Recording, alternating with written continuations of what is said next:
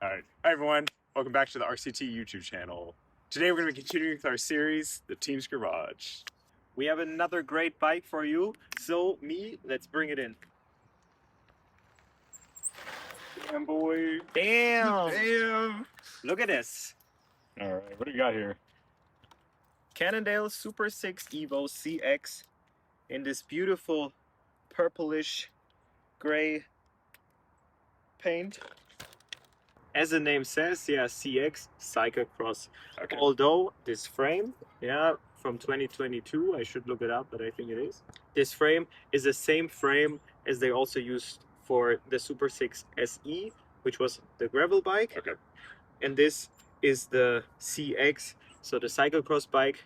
The main difference are components. The frame is completely the same. Different paint job. The gravel one is more expensive. That's why I have this one. Okay.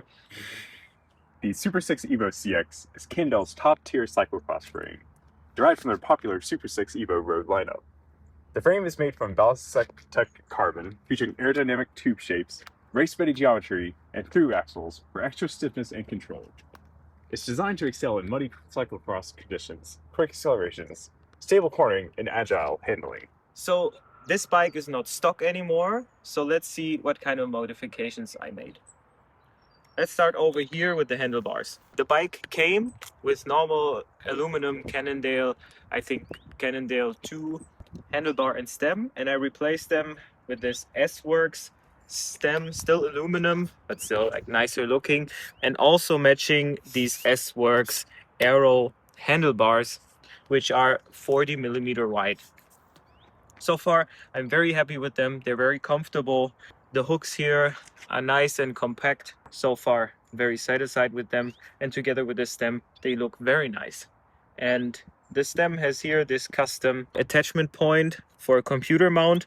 So here I have the mount for the Garmin and my light. The saddle I also changed. It's already quite used, as you can see. This is a Prologo Scratch M5 AGX saddle. So it's like the off-road version of the Prologo Scratch M5 saddle, which I also have on my road bike and I'm very happy with. So I have it here too. But unfortunately it doesn't have the gap like the road bike one, but it's slightly more cushioned because it's the off-road version. Next, let's come look down here. We have here a set of Cannondale Hollowgram Si cranks. I also bought used, so they already look quite used. But here on the other side, you can see I got them with a power meter, which is for me personally very important. So as soon as I found a good deal, I upgraded it. The last thing I upgraded were the tires. And we have here Continental Terra Speed in 40 millimeters, and they are set up tubeless. I am very happy with this tire. I am generally a fan of the black chili compound that they also use in the GP5000 road tire. And I have to say, this is of course not much tread, but still on road, on asphalt, it rolls really well. And still I have, I would say, enough traction off-road. So I'm very happy with this tire. Can highly recommend. Okay, so these are the modified bits. Let's see what I left here so far. We have, of course, the frame. Yeah, the frame is the heart of the bike. So except for the frame, the main parts that are still here are the group set and the wheels. The wheels, you see there are no stickers on it because I removed them. These are the DT Swiss 470 disc brake wheels, and without the stickers they look fine. They're just black, but I do not like the DT Swiss white kind of stickers on the rims, so I took them off for first day.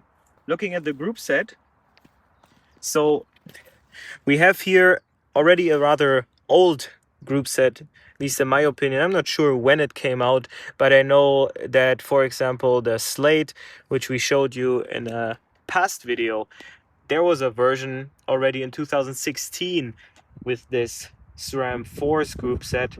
It's the SRAM Force CX1. We have a 1x setup in the front. In the back, we have 11, you know, today you would get there 12.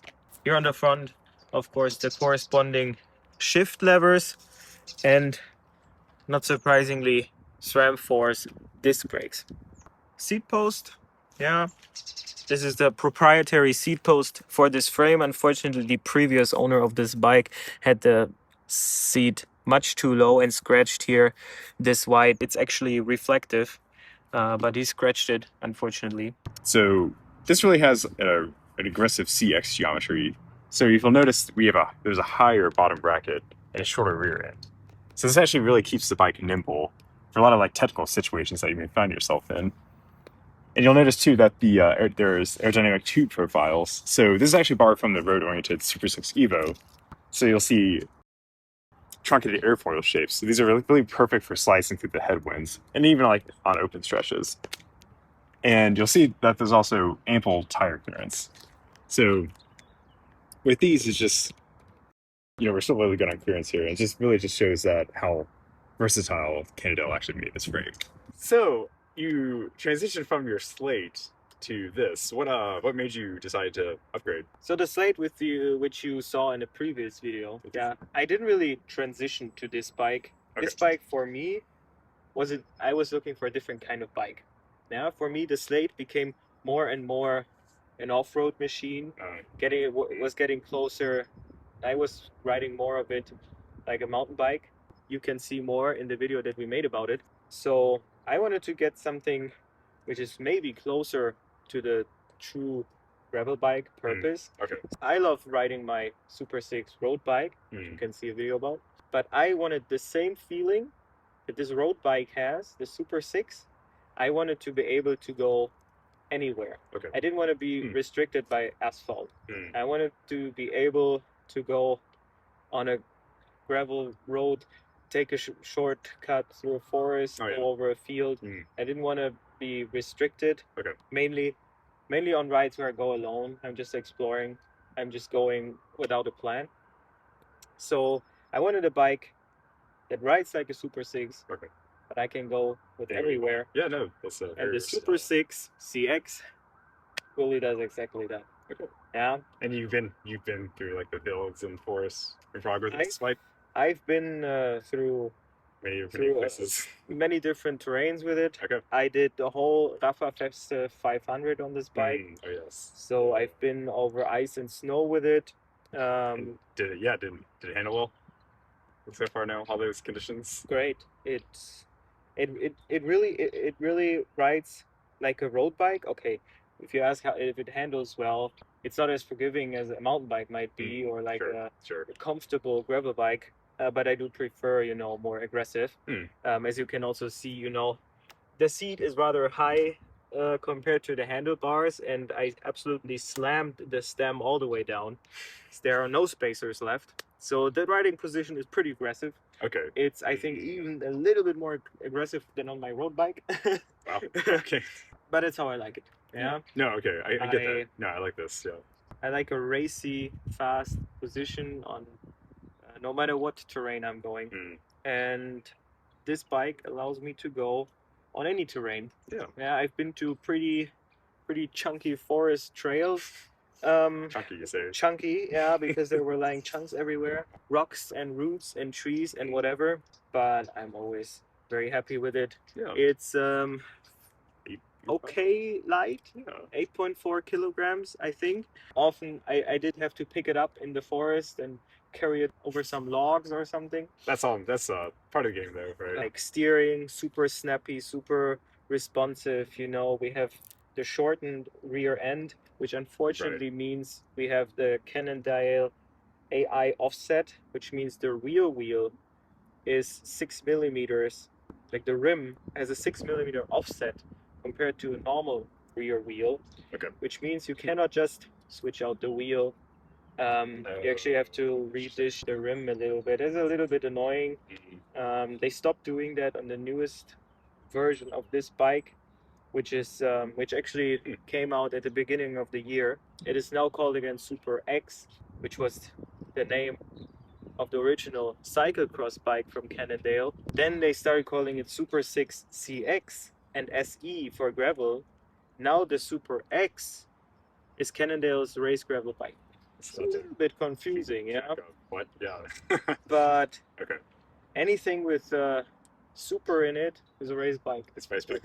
So do you intend to race with this, or have you raced with this? I haven't raced with it. Okay. I've set PRs on it. Oh, wow. Okay, very nice. Yeah. But I hope to do some gravel race. Yeah. Someday. Yeah. Okay. Yeah.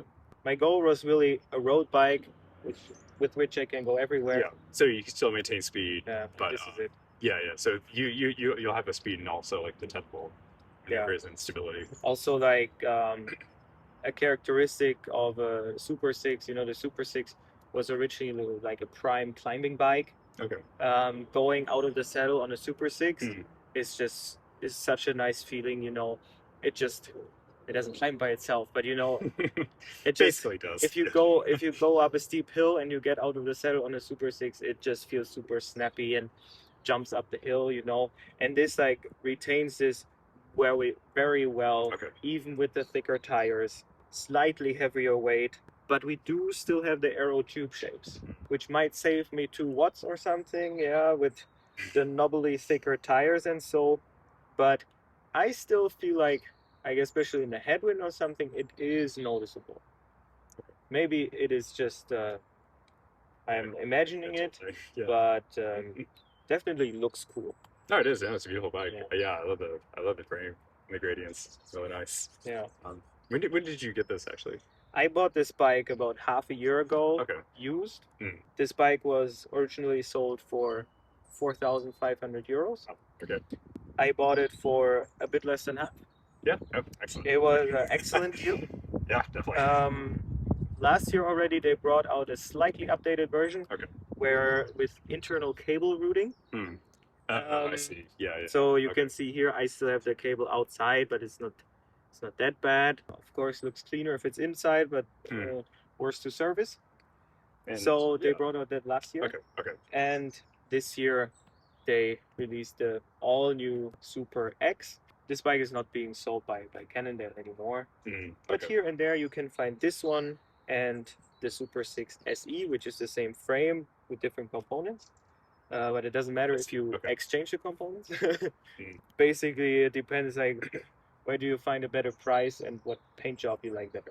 That's that's important. Yep. But so if you find this bike for a good price, and I would say you can find it for around 2,000 euros now, if you're lucky less. It's still a fantastic bike. If you want a bike that rides like a proper road bike, but on all-terrain, this is the bike for you. Okay, excellent. So, thank you for watching. Thank you. Tune in the next time. Turn on the bell, subscribe, give a like, and comment what you think about this bike and if you have any feedback about our videos. Thank you. Bye-bye.